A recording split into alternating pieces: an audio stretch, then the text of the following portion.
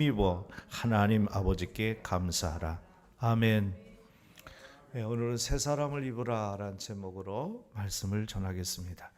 지난주에 골로새서 3장 1절에서 11절까지 말씀드렸는데 그 내용이 뭐였어요? 옛것을, 옛 악습을, 옛사람을 벗어버리자, 옛것을 벗어버려라 라는 얘기였어요. 그 옛것이라는 것이 쭉 나와 있었죠. 3장 1절에서 11절까지의 말씀의 내용들을 보면은 여러 가지가 나왔어요. 우리의 지체를 죽이라. 곧 음란과 부정과 사욕과 악한 정욕과 탐심이니 탐심은 우상 숭배니라. 이런 것들로 말하면 하나님의 진노가 임한다. 이런 것을 벗어버리자. 8절에서도 이제는 너희가 이 모든 것을 벗어버리고 곧 분함과 노여움과 악의와 비방과 너희 입에 부끄러운 말들, 또 9절에서는 거짓말들 버리고, 그러면서 새 사람을 입어라 라는 얘기가 오늘 말씀에 이제 이어지는 겁니다.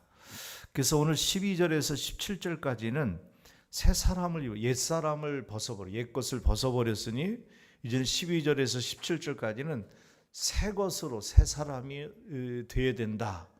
벗기만 하고 새 것을 입지 않으면 안 되잖아요. 성경에 이런 말씀이 있어요.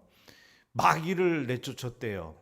기도해서 예배드려서 마귀를 내쫓고 아무것도 안 하면 마귀가 도망갔다가 깨끗이 청소되어 있는 방에 여기가 깨끗이 청소돼서 더 좋다라고 더 많은 마귀들을 데리고 들어와서 그 사람 속에 임해가지고 그 사람이 더 많은 마귀에서 시달림 받거나 악한 일을 하게 된다는 거예요.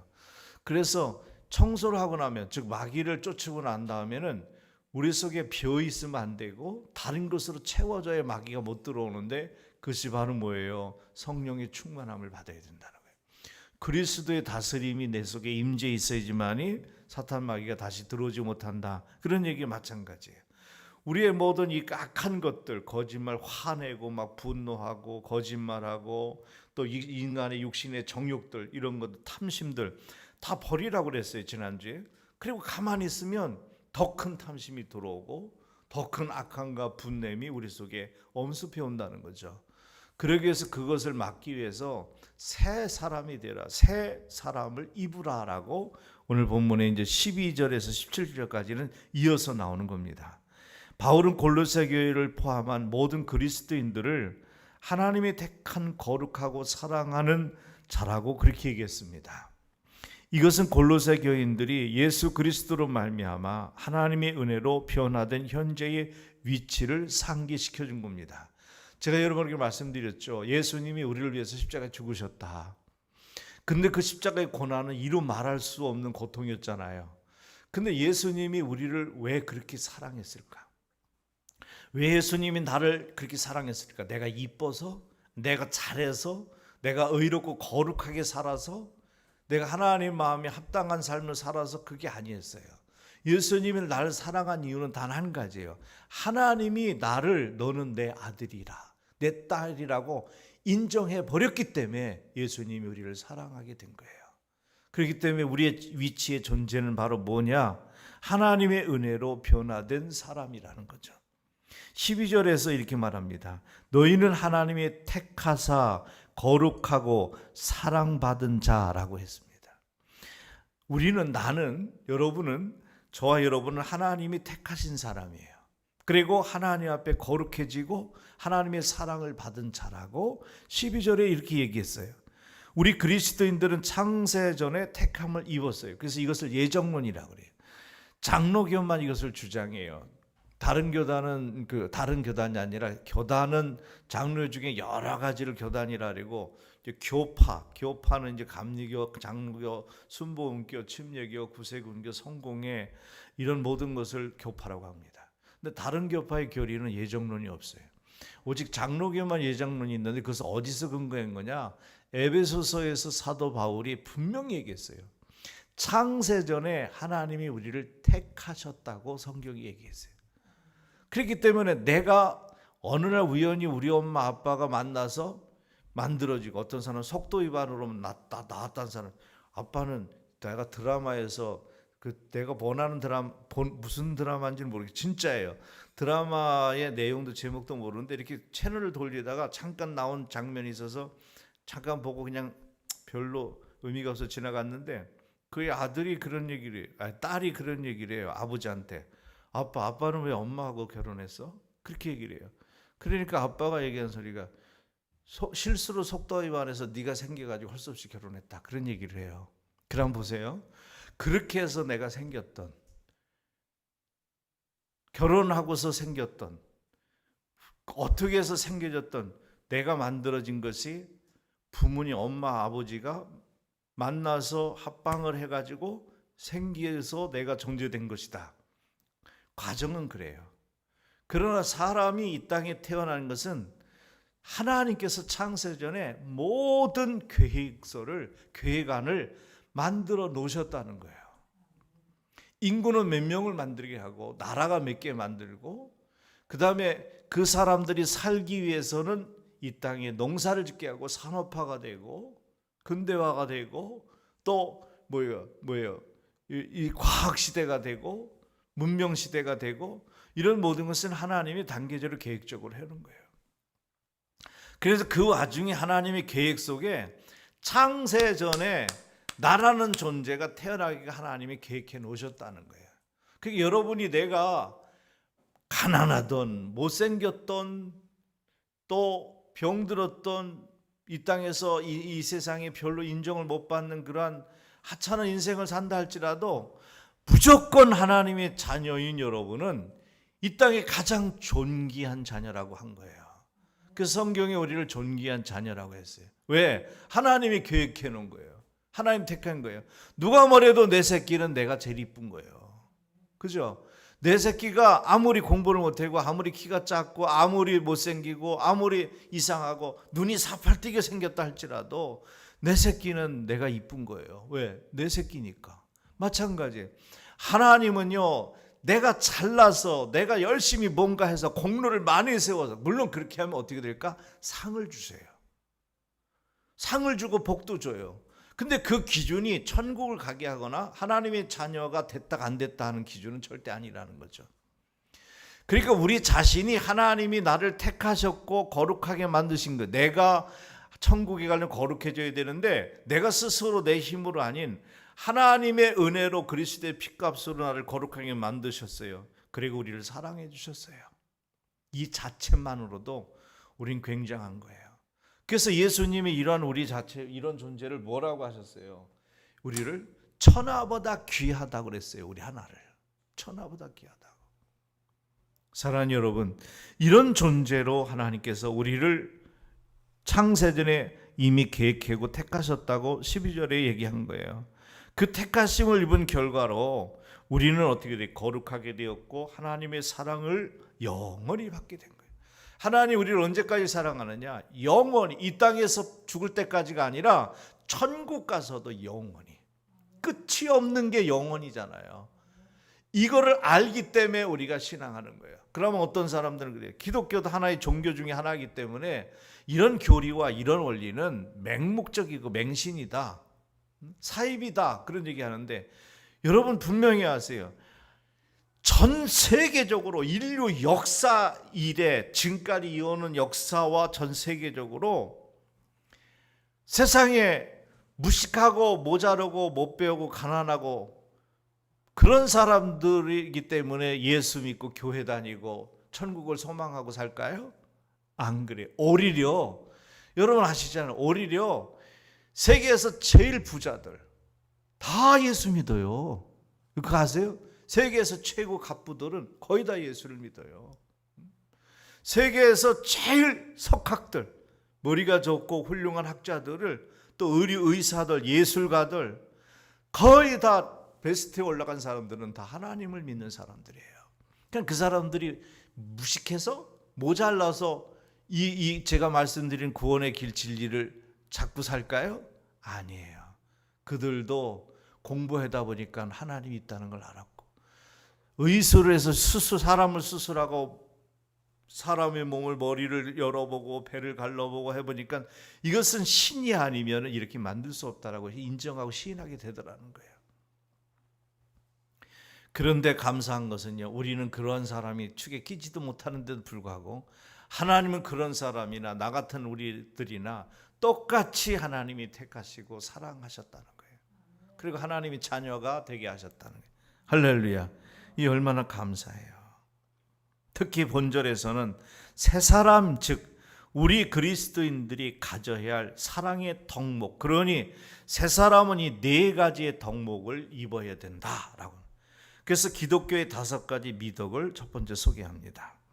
12절 본문인데 다시 한번 읽을게요. 시작. 그러므로 너희는 하나님의 택하사 거룩하고 사랑받는 자처럼 긍휼과 자비와 겸손과 온유와 오래 참음을 옷 입고. 그러죠. 하나님이 우리를 택하셨어요. 거룩하게 만들어 천국 가게 됐어요. 그리스도 십자가의 보혈의 피로 우리를 사랑해 주셨어요. 그 사랑을 받은 자로서 우리는 어떻게 되느냐? 긍휼과 자비와 겸손과 온유와 오래 참음의 옷을 입어라. 바울은 지금 우리에게 그렇게 가르쳐주고 있어요. 그럼 긍휼과 자비와 겸손과 온유와 오래 참음의 옷을 입으라는데 이 5가지는 뭐냐? 간략하게 설명드릴게요. 제가 여태까지 목회하면서 여러분들에게 이런 부분에 대해서는 단어 해석을 많이 했기 때문에, 첫째, 긍휼이라는 것, 긍휼의 옷을 입으라는 것은 쉽게 말해서 긍휼은요, 불쌍히 여겨준다라는 뜻이에요. 긍휼이란 단어를 여러 가지로 목사님들이 표현하고 해석했어요. 그런데 정말 팩트, 그러니까 단순하게 긍휼을 한마디로 얘기하면 불쌍히 여겨, 하나님 나를 불쌍히 여겨주세요. 그 말은 하나님 나에게 긍휼을 베풀어 주세요. 동일한 말이에요. 그 긍휼을 여겨주세요. 그래서 하나님 앞에 선지자들이 그랬잖아요. 진노 중에도 하나님의 긍휼을 잃지 마시옵소서. 그 말은 뭐예요? 그 시편 기자가 그랬잖아요. 진노 중에도 하나님의 긍휼을 잃지 마시옵소서. 그거는 하나님 내가 잘못했어도 나를 불쌍히 여겨주세요. 이런 기도와 똑같은 얘기예요. 그리스도인은 구원받지 못한 모든 사람들에게 긍휼히 여기는 마음을 가져야 돼요. 영적으로 부유한 하나님의 자녀인 저 여러분이 다른 사람을 가련한 처지에서 살피는데 민감할 수 있어야 된다는 거예요. 예수 안 믿는 사람, 교회 안 다니는 사람, 예배 안 드리는 사람 그냥 지나치고 말지 말고 그것 자체를 우리는 아주 불쌍히 여기는 마음, 안타까운 마음에 민감해져 있어야 된다는 거예요. 바울은 그걸 우리가 그런 마음을 가지고 살아야 된다. 왜? 우리 그리스도인들은 얘기한 거예요. 2번째는 자비예요. 자비는 모든 사람에게 친절하게 대하라는 거예요. 주의 자비가 내려와 이런 찬양이 있어요. 하나님은 우리에게 친절하게 대하셨다라는 거예요. 친절하게. 자비란 말은 성격의 인자함을 의미하는데 이런 성격은 위에서 말한 긍휼의 근원에서 나오는 거예요. 그러므로 자비와 긍휼은 서로 밀접한 관계를 가져요. 3번째는 겸손입니다. 이건 그 PPT에 없어요. 3번째는 겸손입니다. 겸손은 남을 나보다 낮게 여기는 태도예요. 저분이 나보다 더 훌륭하다라고 생각한 거예요. 장로님들이 공통점이 뭔지 아세요? 장로님들이 처음에 장로 임직을 받으면 거의 1년까지는 굉장히 겸손해요. 뒤에서 안내도 하고 성도들 다 서빙도 해드리고 케어도 해드리고 그런단 말이에요. 옛날에 우리 시골에 살 때 시골에 마룻바닥에 방석 깔고 예배 드린 시절에는 이 신발을 벗고 들어가 신발을 신발장에 넣어야 되는데 그런 것까지 다 챙겨서 그냥 들어가세요. 제가 놔드릴게요. 장로님들이 그래요. 근데 1년 지나고 2년 3년 지나고 목이 뻣뻣해져서 이제는 대접받으려고 그래요. 목사는 하나 똑같은 기름 부은 종인데 라고 하면서 대들고 동동시 하려고 한단 말이에요. 겸손이라는 건 뭐냐? 내가 직분이 높아질수록 더 낮아지는 거예요. 그래서 이것을 본으로 보인 거예요. 예수님이 누구예요? 하나님이잖아요. 창조주 성자 하나님이잖아요. 우리를 살리기 위해서 이 땅에 성육신에 온 것이 예수지 원래 그분은 성자 하나님이잖아요. 그리고 그분은 부활하시고 나서 뭐가 되세요? 만왕의 왕이시잖아요. 그런데도 불구하고 예수님이 제자들을 3년 반 동안 가르치면서 그들에게 그룹 스터디도 하고 개인 멘토맨 교육도 하고 세명을 드리고 기도 훈련도 시키고 막 그러셨어요. 그 마지막 예수님의 교육의 현장은 어디였어요? 마가 다락방의 마지막 성찬 만찬식이었다고요. 성찬식을 하고 난 다음에 예수님이 이제 제자들의 만남에 마지막 그 액션은 뭐였어요? 대야에 물을 떠가지고 와서 수건을 당신 허리띠에 두르시더니 꿇어 앉으셔서 제자들이 하나하나의 발을 씻어주신 거였어요. 발을 씻어주셨어요. 그때 베드로가 선생님이 어떻게 제 더러운 발을 씻습니까? 내 발은 씻지 마세요. 저놈들은 생각이 없고 정말 예의가 없어서 그렇겠지만 나는 이거 안 됩니다라고 한 거잖아요. 그때 예수님이 한 소리가 뭐예요? 내가 네 발을 씻지 않으면 너와 나와 아무 상관이 없다. 그런 얘기 하셨잖아요. 예수님 마지막에 한 멘트가 이 얘기였어요. 너희들도 이와 같이 하라. 이건 바로 뭐예요? 왕이기 때문에 군림하고 목사이기 때문에 교인들에게 명령하고 내가 장로고 직분이 높기 때문에 대접받는 게 아니라 높아질수록 더 겸손히 섬기는 자가 존대를 받고 하나님 나라에서 상을 받게 된다고 가르치셨잖아요. 이게 겸손이에요. 예수님께서 이 땅에 내려오셔서 제자들을 위해서 발을 씻어준 것뿐만 아니라 십자가를 져서 죽으시면서 그 지옥의 형벌을 받으신 것은 최대의 겸손이에요. 그래서 예수님이 하나님인데 우리를 위해서 대신 십자가에 사람에서 죽으셨죠. 그리고 예수님이 이렇게 얘기했어요. 나는 마음이 온유하고 겸손하니. 그죠? 나의 멍에를 메고 나를 따르라. 나를 배우라. 뭐 기자들마다 좀 다르게 표현했지만 같은 말이에요.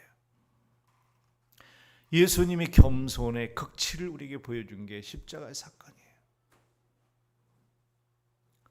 이렇게 우리 보고 그러는 거예요. 그리스도인이 되면 이렇게 겸손해야 된다. 하나님은 교만한 자는 물리치고 겸손한 자를 들어 쓰신다. 겸손이 미덕이에요. 네 번째는 온유라고 했어요. 온유의 옷을 입어라. 온유는 길들임을 받아 순하고 부드러운 태도를 말하는 거예요. 온유란 남에게 손해와 방해를 받고도 화나고 내가 분해 죽겠어. 화내. 저 인간이 나한테 왜 그래요? 내가 정말 이거 생각만 해도 속이 상하고 우라통이 터지고 이거 참을 수가 없어. 이런 걸 분냄이잖아요. 근데 그런 일을 당했어도 오히려 거기에 대해서 원한을 품거나 반동하거나 복수하지 않고 사람을 교훈하거나 일을 처리하면서도 조급하지 않고 경솔하지 않고 발광하지 않고 잔인하지 않고 속단하지 않고 이거는 이거야 저거야 그래서 딱 내가 속단하면서 내 판단이 틀릴 때가 더 많거든요. 또 흥분하지 않고 이런 것들을 버리고 정반대로 인내하는 것, 모든 것이 신중한 것, 조절을 잘하는 마인드 컨트롤이라 그랬죠. 그리고 포용하는 것, 그것까지도 포용해 주는 것, 그리고 침착함으로 진행하는 것, 이게 온유함이에요. 그래서 성경에 있잖아요. 마음이 온유한 자는 복이 있나니 뭐예요? 저가 땅을 기업으로 얻을 것이요. 여러분 땅을 받고 싶으세요? 마음이 온유하라 그러죠. 물론 천국의 축복을 말하는 거지만 그 다섯 번째 끝에는 뭐예요? 오래 참음이라 그랬어요. 인내는 상대방이 부당한 처사나 남이 해하거나 혹은 은혜를 배반하는 경우에 있어서도 분노하지 않고 변함없이 덕행을 계속하는 것, 이게 오래 참음이에요. 오래 참음과 인내 같은 말인데 인내는 믿음의 선진들의 신앙생활 가운데 공통적으로 그들이 인내함으로 하나님께 인정받고 복을 받고 쓰임받은 사건들이 있어요. 몇 명만 소개할게요. 아브라함은 25년 동안 오래 참았어요. 25년 동안 인내해서 믿음의 조상이 됐고 그 당시에 당대의 최고의 갑부가 돼요. 야곱은 20년 동안 오래 참음으로 20년 동안 인내함으로 야곱도 축복을 받아요. 그리고 요셉은 13년 동안 인내함을, 억울한 일 굉장히 많이 당했죠. 형들한테 미움받고 웅동에 빠지고 감옥에 갇히기도 하고 이런 것이 세월이 13년이에요. 13년 동안 오래 참음으로 하나님은 당대 강대국인 애굽의 총리가 됐고 민족을 살리고 가족을 살리는 그러한 훌륭한 사람이 돼요. 뭐로? 인내함으로. 모세는요 더해요. 40년 동안 인내함으로 그들의 꿈을 결코 잃지 않았기 때문에 결국 하나님께로부터 인정을 받을 수 있었던 것입니다. 이렇게 오래 참음으로 여러분의 소망도 풍성해져 가기를 축원합니다. 내가 욕할 수 있어요. 나도 싸울 수 있고요. 나도 때릴 수 있고요. 나도 복수할 수 있고 공격할 수 있어요. 그러나 그럼에도 불구하고 억울한데도 불구하고 예수님보다 더 억울한 분이 어디 있겠어요. 그런 주님이 나에게 너 오래 참으라 하셨으니 주님처럼 주님 마음을 내가 갖기를 원합니다. 주님께서 내 마음을 다스려 주세요 하고 참고 또 참고 인내하면 하나님 그 모습 보시고 아브라함, 야곱, 요셉, 모세를 쓰신 것처럼 이 시대, 여러분 인생의 시대에 또 한 텀에 하나님께서 여러분을 귀하게 쓰신다는 거예요. 할렐루야. 바울은 이런 옷을 입어라. 이게 그리스도인의 복장이다라고 얘기한 거예요. 최근에 제가 제일 아껴 입는 옷이 이 양복이에요. 이거 왜냐면 최근에 샀기 때문에 우리 며느리가 사줬기 때문에 시아버지라고 결혼 시집 오면서 사줬기 때문에 구두도 사줬는데 구두는 딱 결혼식 날 한 번 신고 잘 신발장에 넣었어요. 왜? 아껴 신으려고. 우리 집사람이 매일 하는 소리가 아끼다 똥 된다고 그러는데 아껴 신을 다른 신발이 또 있으니까 그 아껴 신으려고 그 옷을 입고 주일을 준비하기 위해서 사우나를 어제 하고 그 아침에 일어나서 씻고 옷을 입고 양복 입고 거울을 보고 머리를 만지고 스킨을 바르고 향수도 좀 뿌리고 에티켓을 지키기 위해서는 최선을 다 매너가 있는 사람이 되기 위해서 그렇게 하기 위해서 옷을 보고 딱 만족할 때 이제는 외출을 해요.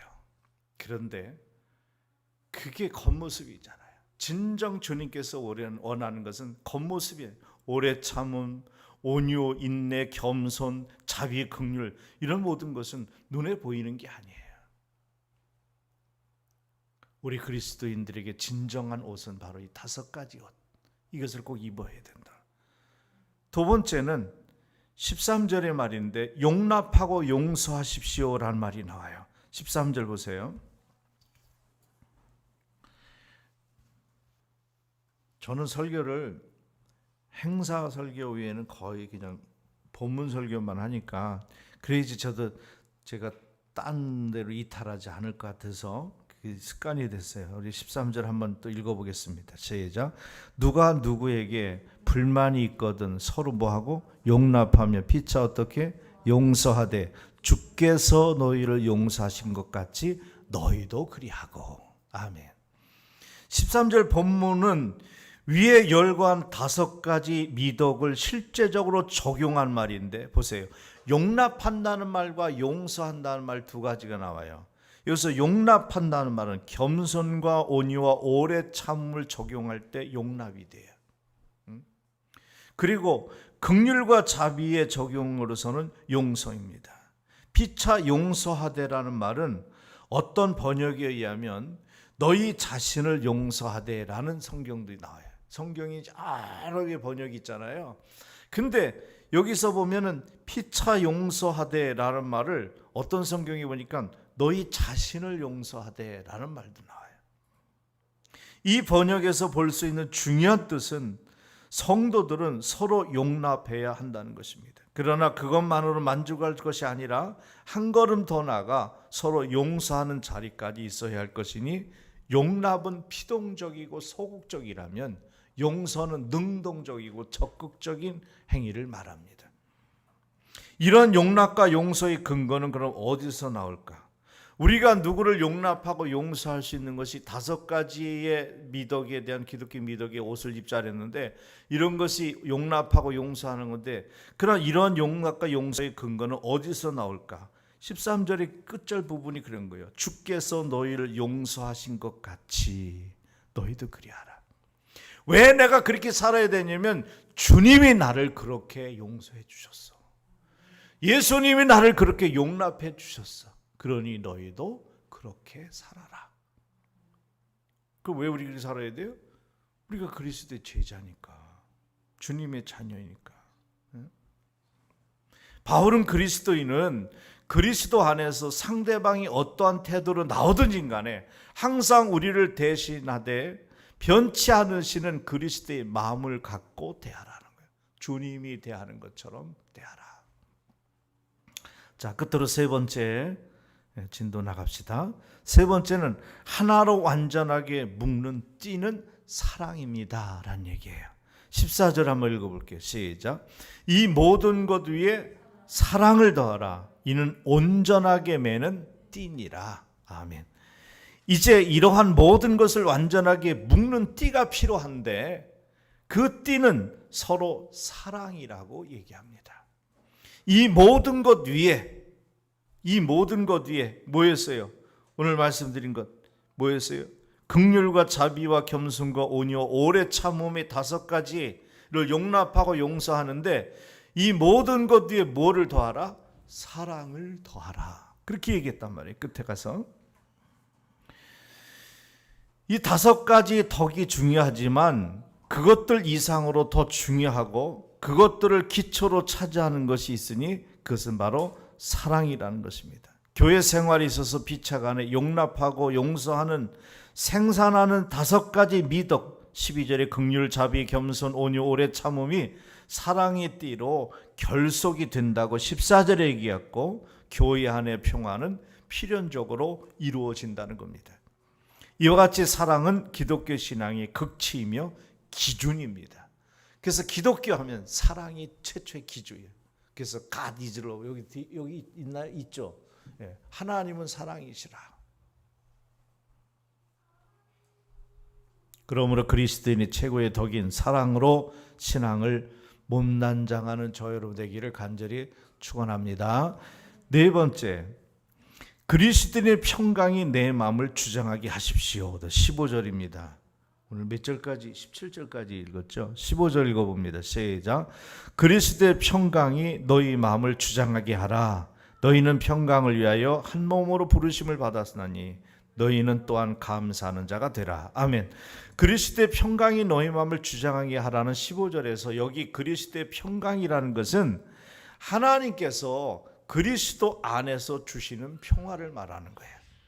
그런데 이제 그 평강을 이루어 주시는 주님은 한 단계 더 나아가 우리로 하여금 그 평강을 이루는 자가 되라. 너희가 이제 하나님이 주신 평강을 받았으니 평강을 이루는 자가 되라. 그렇게 얘기합니다. 그런데 이제 그 평강을 이루는 주님은 우리에게 평강이 이루는 사명자가 되라는 건데 너희는 평강을 위하여 한 몸으로 부르심을 받았나니 그렇게 얘기했죠. 우리가 왜 그 한 몸으로 부르심을 받았다는 것은 그리스도를 머리로 중심해서 교회 공동체로 형성된 우리는 무엇 때문에? 평강을 위해서 모인 공동체라고 지금 바울은 우리에게 얘기하는 거예요. 그 평강이라는 것은 하나님께서 그리스도 안에서 주시는 평화를 말한다 그랬잖아요. 곧 우리로 하여금 교회 하나됨의 선봉에서 우리 보고 평화의 피스메이커가 되라는 거예요. 쉽게 말해서 피스메이커가 되라. 선봉을 서게 하는 왕에게 감사하는 것처럼 오늘 말씀에 그러면서 끝에 뭐라 그래요? 15절에 끝에 너희는 감사하는 자가 되라. 이 점에서 그 감사의 표는 그들이 이 부르신 목표 한 몸이 되게 하는 것, 우리가 하나가 되게 하는 것, 목표에 순응하고 서로 화합하는 것입니다. 장로교를 창설한 창시자 칼빈 목사님이, 칼빈 선생님은 여기 감사라는 단어를 헬라어 원어에서 그의 제 집에 서재실에도 있었는데 제가 이제 그거를 후배한테 다 줬어요. 왜냐면 제가 파일로 칼빈 주소 전지를 파일로 갖고 있기 때문에. 근데 거기 열어보니까 감사라는 걸 헬라어로 유하하는 이라는 말로 돼 있어요. 유하는 한문인데 유하라는 말은, 그러니까 이것을 유하라는 말을 한문을 풀어보면 어떻게 되냐면 친목적 화합적 행위라 이렇게 돼 있어요. 친목하고 화합하는 행위를 하라. 이게 평화를 이루는 사람이 되라는 얘기입니다. 다섯 번째, 그리스도의 말씀이 너희 속에 풍성하게 하시. 오늘 단락이 많은 것은 내용은 길지 않은데 한 구절 쪼개느냐고 그랬어요. 16절 보세요. 16절 이제 시작. 그리스도의 말씀이 너희 속에 풍성히 거하여 모든 지혜로 피차간에 가르치며 권면하고 시와 찬송과 신령한 노래를 부르며 감사하는 마음으로 하나님을 찬양하고. 아멘. 그리스도인의 말씀이 내주하면, 그리스도의 말씀, 주님의 말씀이 내 안에 내주하면 우리의 영성이 풍성해진다는 겁니다. 말씀이 내 안에 있을 때 우리 영혼은 흔들리지 않습니다. 이러한 말씀의 내주는 우리의 삶을 시와 찬송과 감사 생활로 하게 된다는 거예요. 하나님을 찬양하는, 경배하는 거예요. 말씀이 우리 안에 충만하면 할수록 우리의 영성을 더 풍성해지는 것입니다. 모든 지혜로 피차 가르치며 권면하고 시와 찬송과 신령한 노래를 부르며, 여기서 말한 가르침과 권면, 찬송은 그리스도의 말씀의 내주의 결과에서 나타난 것들이에요. 그리스도의 말씀이 내주가 없으면 가르침이나 권면이나 찬양이 참되게 나타나지 못합니다. 시와 찬송과 신령한 노래를 부르며 감사하는 마음으로 하나님을 찬양하고 있습니다.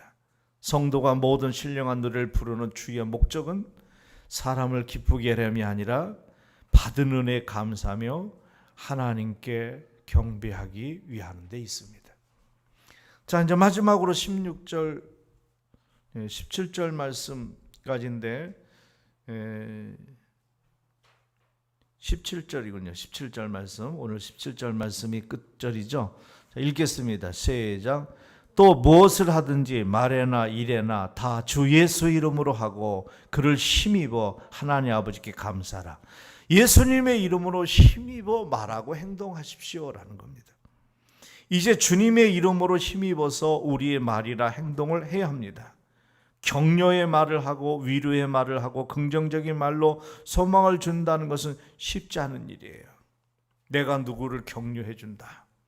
목사가 늘 하는 말이 격려와 위로예요. 그리고 소망이에요. 목사가 성도들이 카운슬링을 받을 때, 상담을 왔을 때 목사님이 상담할 게 있어요. 기도 제목이 있어요. 목사님 이런 속상해요. 그러면 아이고 그냥 때려쳐. 둘러엎어. 내가 들어도 속상하겠네. 그냥 다 집어쳐. 이렇게 말하는 목사가 어디 있어요? 격려해주고 위로해주고 소망을 주는 긍정적인 말을 해주게 돼 있잖아요. 근데 이게 쉬운 일이 아니에요. 목사는 평생 그 일을 하며 살아야 되는데 누가 나를 그렇게 해주는 사람은 없어. 거의 없어. 물론 이제 목사님들만 선배님들한테 그런 일을 받을 수는 있지만 매일 교인들에게 그런 말만 해줘야 되는 내 자신이 영적 고갈 상태에 있을 때 그런 힘도 없어지더라고요. 목사도 인간이기 때문에 절망할 때가 있잖아요. 소망이 꺾일 때도 있잖아요. 우리 교회가 늘 제가 얘기하는 소풍 가는 교회 되자. 소망이 풍성해져 가는 그런 교회가 되자라고 했지만은 나 자신도 소망이 식을 때가 있는데요. 이게 쉬운 일이 아니에요. 전하고 싶은데 복음을 증거한다는 것은 사실 쉬운 일 아니에요. 누가 모르는 사람에게 가서 듣기 싫은 핀잔을 쪼크를 받으면서도 전도한다는 것? 나 불교단이에요. 귀찮아요. 당신이나 천국 가라고. 하나님이 어디 있냐고. 그런 일을 모욕적으로 당하면서 계속 우리는 그것을 그리고 웃으면서 그냥 계속 전도를 또 해나간다는 것, 진행한다는 것. 이 전도의 ING가요. 그렇게 쉬운 일이 아니에요. 누가 힘들어하면서 봉사하기를 원하겠습니까? 그때 바울은 얘기하는 거예요. 주 예수 이름으로 힘입어 말하고 행동하라. 어떻게 네 힘으로 하지 말고 예수님의 이름을 힘입어 하라. 오늘 17절 마지막 얘기가 그 얘기. 그럴 때 힘이 나는 것입니다. 봉사해본 사람만이 그 속에 누릴 수 있는 은혜와 기쁨을 얻게 되는 것입니다. 전도하고 복음을 증거한 사람만이 그 속에 누릴 수 있는 기쁨을 누리게 되는 것입니다. 말씀을 맺는데 저희 어머니가 요양원에 계신데 이제 한 1년이 넘었습니다. 1년 2달이 됐는 1달이 넘은 1년 13개월째인데 지금도 이제 전화를 하셔요. 단톡방 전화, 단톡 다이얼을 꾹 눌러서 하고 너무 마음이 아픈 게 분명히 어제 저희가 송편 떡을 갖다가 그 요양원의 식구들 다 먹게끔 손빈 떡을 보내줬어요. 이제 어르신들 다 먹게 할 수는 없고 어머니가 계신 3층에 있는 어르신, 한 방에 4명씩 계신데 3층에 있는 어르신들에게만 다 전하고 3층에 있는 주야간 근무자 요양들한테도 다 주고, 그 다음에 직원들이 거기 7명 있는데 각 층마다 사회복지사들을 꼭 채용하게 돼 있거든요. 요양원은 그 사회복지사가 3명이 있고 부원장이 있고 그다음에 사무국장이 있고 다 사회복지사 자격증인 사람들이만 들어갈 수 있는. 그리고 이제 작업치료사도 있고 거기 여러 가지, 또 간호팀장이고 간호사들이 3명이 있고 그래요. 규모가 좀 크다 보니까 시설 그다음에 이사장이 있고 원장이 있고. 저는 이제 거기 이제 운영위원장으로 있어요. 제가 임명을 받아서.